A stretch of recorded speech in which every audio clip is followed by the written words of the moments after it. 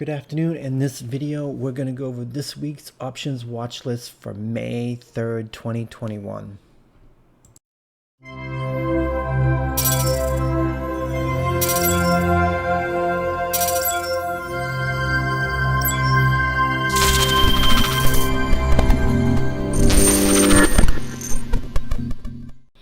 Before I get into the watch list, I just want to say that if you're not in the room, you should be. You can find the link in the description of the video and in the bio section of social media accounts. So just going over some of my numbers for last month. I did finish the month of April with 52 wins, 14 losses for a 78.78% win rate for the month, which is not too bad. I mean, I would prefer to get over 80%.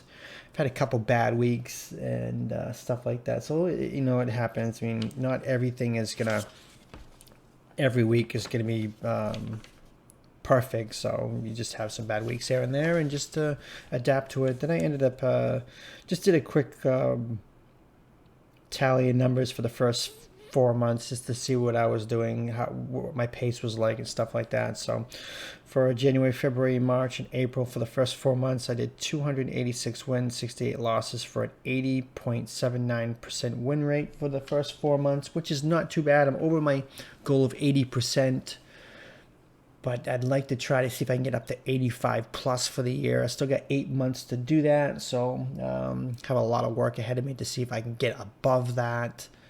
But we'll have to see what happens. My watch list is it's not too bad. There's some tickers on here I don't usually talk about, but I'm going to bring them up anyways, and because I think they're going to provide some good plays and stuff like that. So we'll just have to see how the week comes out. Hopefully the week will be more volatile. It won't be as choppy and stuff like that. So we'll have to start out with that. Hopefully SPY will get out of its little, I got a 15-minute up here, I don't know why. We'll get out of its 417 and 418 area and actually do something. So one of the things I did point out on Twitter that I follow the put to call ratio, and usually what happens is when they get into extreme levels, they end up doing the opposite of what happens. And now March 25th is right here. Right here, then you have the 4th and 5th right here. Now you had the heavy put presence right here when it was dumping and dumping right here. Now it hasn't really dumped at all right here, but it has the high put to call ratio. So usually when there's that heavy one side of kind of play, that they end up doing the opposite. So I would not be surprised if it ends up, gapping up and pushing over 420. I mean, though there's a lot of concerns at SPY being at this level and should pull back, but just because it should doesn't mean it will. SPY will do whatever it wants. Fed will do whatever it wants. Market doesn't care about reality of the economy. It just does what it does. So just based on the fact that there's a heavy put to call ratio, that they're probably going to end up squeezing overnight, tomorrow even. So I would watch out for that, because whenever they do that, I mean, look what they right here, they pushed it and they pushed it. So they could push it. They could push it to 420, 425. I don't know. We'll have to see what happens. That's why you need to be in the room. The gap ups, the gap downs change the dynamics of the play. That's why it's important to be in the room to find out what the play is going to be. So with that being said, we'll get into the bearish side first, which is Facebook is the top one. Now, we've been seeing a lot of the earnings gap ups have like monster earnings beats. Then they just end up dumping, like Amazon.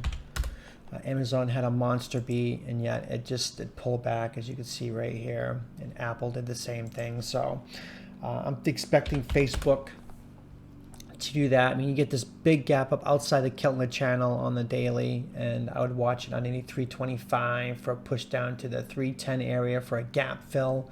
The only thing you have to be concerned about, now this is the 20 EMA. This is the 5, and that's the 10. Now, these are daily EMAs on an hourly. This is not an hourly EMA. This is actually the daily set on the hourly, and I'll even show you so you can see right here, daily EMA, daily EMA.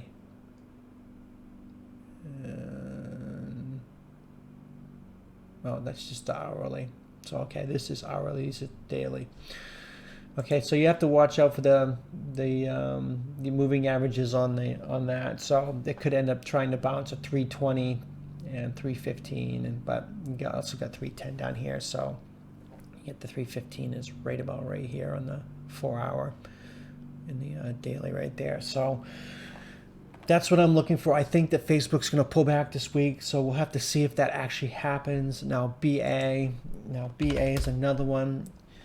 Is one that, you know, I could end up flipping my position on, but I'm looking at it from the point of view it keeps making lower highs and it keeps having bad news. But BA is just one of those stocks, has all the bad news and it pops, has good news and it drops. That's why it's important to know what the stock's going to do, how it reacts to news, and get familiar with it. And chasing everything that moves, getting familiar with just a few stocks will change everything for you. And that's how I'm able to predict BA most of the time. It's just I'm very familiar with it and very familiar with its the way it acts. It's very bipolar. So I would definitely watch it underneath 232 for push to 230. Now, if it does manage to lose this 230, I mean, it could end up dropping, you know, to 225, 220, even you could say 213, 212, and you get this big area right here around the 205, 200 area. Now, I don't know if it will actually drop that much. I mean, it could drop to 220, might not even drop at all. So something could happen overnight. It could get news, and it could just end up rebounding. But it had horrible earnings, so it's quite possible that it could end up breaking this 230 level and dropping more to 220. But if something does come out, I will change my thesis and I will jump to the long side. So if it does manage to get over this, you know, 238 area, push to 240, 240, 243, you can get this 250, 255 level. So that's why it's important to be in the room. News, gap ups, circumstances change, and I will adapt to it. Apple is another one. As you were just talking about, it had the gap up, then it sold off. Now, the one thing I keep looking at on Apple is I keep looking at the head and shoulders on the weekly, the left, the head, and the right. We'll have to see if it will pan out. Now, the neckline is down to 108 area, but you have this like inverted cup and handle. Get the cup and the handle. If it does come down to 120, it could end up going below 120 and hitting 110. I don't know if it will actually break that level and do that right away. It could take weeks for that to develop, but I would definitely watch it underneath 131 for push to 130. Get a gap at 128, 126, 124, in this 122. Now the big area is going to be this 120 to 118 area. That seems to be an area it's been holding pretty well, this 120. So if it does manage to drop, it's likely going to try to hold and consolidate down in this area. Now, what it does from this area beyond, we'll have to wait and see what happens, but that could be weeks away. So definitely watch that. Now, NVIDIA is another one. I know there's a semiconductor chip shortage and stuff like that. So I'm just looking at it from the point of view that it's going to get this like little look right here. It's popped up, come back, dropped a little bit, pop back up, then just dropped. I mean, it did the same thing here. Pop more and more, drop, pop, you know. It's kind of got like a little inverted cup and handle right here. The cup and the handle. If it does manage to break the 5, we'll see 597. You get this 592, 580, 560, 540, 535, 520. You know, it's hard to say if NVIDIA will actually drop and break this inverted cup and handle right here to actually come down to a downside of 580 or 560. We'll have to see what happens. When it did it right here, even though it wasn't a cup and handle, well, I guess you could say there was a little bit of cup and a tiny handle right there. This was going into earnings. Now, I know NVIDIA doesn't have earnings until the end of the month, so we'll have to see what happens if it does end up pulling back or not. So NVIDIA, it's definitely going to be one I'll be watching now. Also, the options are kind of expensive on NVIDIA, so just be aware of that. Now on the bullish side, we have ROKU. Now Roku has earnings, let's see, 5/6. That is 5/6. That is, what day is 5/6? It's Thursday after hours, if I'm reading that correctly. I thought it was 5/4 for some reason. Yeah, 5/6. Okay, just wanted to double check. So yeah, Thursday after hours, it's going to have earnings. I probably won't touch Roku as far as options until then. Now, the couple things I'm looking at with Roku. Now, if I do play Roku before earnings, it's going to be on the shares. It's going to be common, so that will be in the the premium section. I post all my comments plays in there. Those are for people that have larger accounts that can play the shares and the expensive stocks. So that's definitely there as an option. Now, you get an inverted head and shoulders on Roku. You get the left, the head, and the right. Then you also have a inverted cup and handle. You get a cup and a handle, so it could go either way. I'm looking more as it could end up rebounding a little here. Now the thing I'm looking at is that the histogram is starting to go up, obviously, because it's going up right here. I think that it could actually end up rebounding, but going to be cautious of the inverted cup and handle. So if it does manage to break 340, it could drop pretty good to 300, 330, 320, 310, even to 300 level. So be cautious of that there is two patterns within each other. One is bullish and one is bearish. So you got to be cautious of that. But if it does manage to get over 350, it could end up doing an ER run this week. Now that's what I'm anticipating. I'm anticipating an ER run for Roku. Roku doesn't care what the market's doing. The market could sell off, and Roku just does not care. So if it does manage to get over 350, push to 360, 370, even 380. Now if it gets over 380, you get 390. If it does, what is this right here? If it gets over the 390 level, it could probably go for 400. We'll have to see how strong it is going into earnings. Right here is earnings. Now this was going into earnings right here. Kind of went up a little bit, I think, on this day. So we'll have to see what it does. So that's the only reason I'm looking at Roku on the long side, besides the inverted head and shoulders, as a possible earnings run up. Microsoft is another one. Now Microsoft, it just had good earnings. It dropped. I mean, I already get a long-term play in play right now, but I would look to probably play weekly options on. If it does, you get this ascending triangle right here. I'd watch it over 253, 254, 256. Does break the 256 area, it's probably going to fill the gap to 260, 262. So Microsoft could be a decent play this week, especially if the market does squeeze out all those puts. I mean, there's too many people on the put side of SPY right now, even though SPY looks very tired. I mean, I made a case over, hit the microphone again. I made a case on Twitter the other day saying that it was very puzzling. You get, this candle right here, top of the channel right here.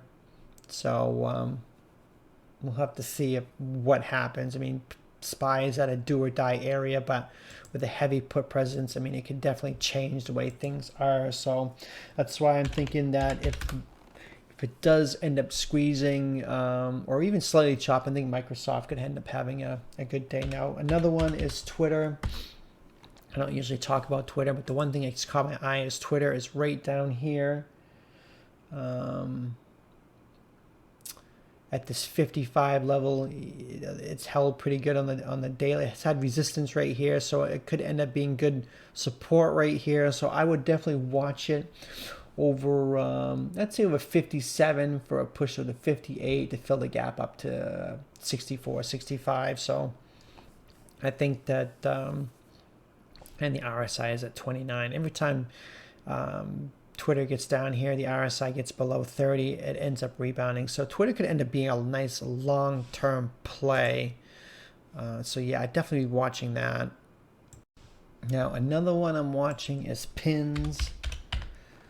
Oops, I typed too many fat fingered that one. Now, Pins, the thing I'm watching at Pins is that it's holding this 65 area. Every time it gets down to the 65 area, it likes to bounce. So I would be watching pins over 68 for a push to 71, 72, then 77. So I think that this is a nice solid support. Now it's got to hold though. I think it definitely needs to get over 60, 68. I mean, even over 69 if you wanted to. I mean, I just think that if it does manage to get over this area, it could end up having a good run. Now it had decent earnings. It was estimated negative 0.08 and it had 0.11, so looks like it was pretty decent. I just like every time it gets to the 65 area, it bounces to 85 or at least 75. So definitely be watching pins this week. Netflix is another one. Oops, I didn't even. There we go.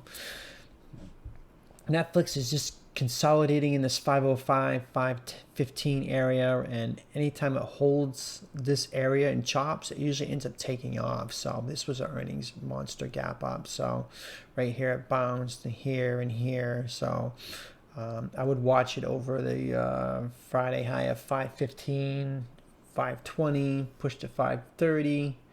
You get this 535 area, and if it does manage to break over that, you get this 540 and 545 area. It's been staying in this range on the weekly since June.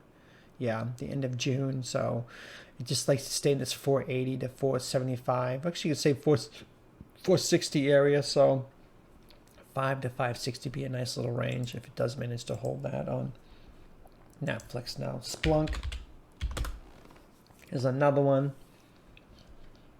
This thing's just been taking a slow death, but it's making lower lows in the histogram, MACD, and the RSI, and making higher lows. So you have a bullish divergence going on. So it might finally wake up. It had good earnings right here. It just bled to death and decided to try to rebound and just died again. So this thing just hopefully will get some life back to it. I just think that I mean, every time it gets into this weekly area of 125, it just has a strong push up. I mean, right here at this last time I had a strong push, and right here it did. So hopefully it will have this kind of a run right here and bring it up to 200 again. So SPLK may actually wake up this time. We'll have to see. So I'd watch it over 128 for a push to the gap resistance, which is 130 to 132, 135.